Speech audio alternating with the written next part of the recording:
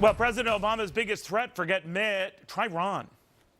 And we will remain a danger to the Federal Reserve System as well. Yes.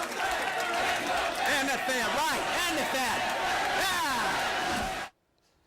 I was covering this last night at Fiat, and man, this guy's a rock star at the young. Ron Paul yucking it up with kids. Very popular with kids. A group President Obama captured big time in 2008. A very big reason.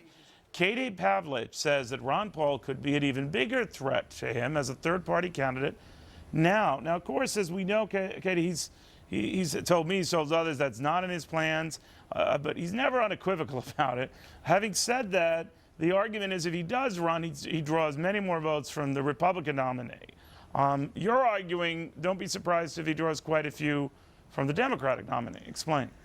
Right. As you said, Neil, Barack Obama won in 2008 and almost got pushed over the top, some argue, because of the youth vote. But his support among millennials, 18 to 29-year-olds, has plummeted by nearly 30% since he was elected in 2008. Now, those voters are displaced, and Ron Paul has done a really good job of focusing through social media on youth issues, high unemployment, student loan debt, government burden of debt.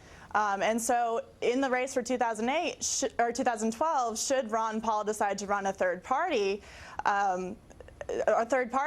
he's going to siphon those votes off from Barack Obama. But in the end, actually, it doesn't really benefit Ron Paul or the Republicans. It benefits Barack Obama because the youth vote is not enough for either one of them to beat Barack Obama. So it goes back to the argument of third-party candidate automatically guarantees a run or a win for Barack Obama. So you're not in the camp that says it could be like a Perot thing. There have been statistical analyses done. I don't know how accurate any of them are.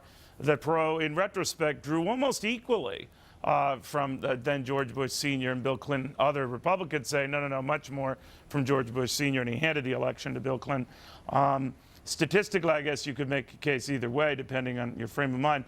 But I kind of think Ron Paul, and I'm not the expert you are, but that Ron Paul would be an even bigger third-party candidate than Ross Perot if he went that way, and that he could score quite a few electoral votes if he went that way. And I think Perot got 19% of the vote or whatever it was.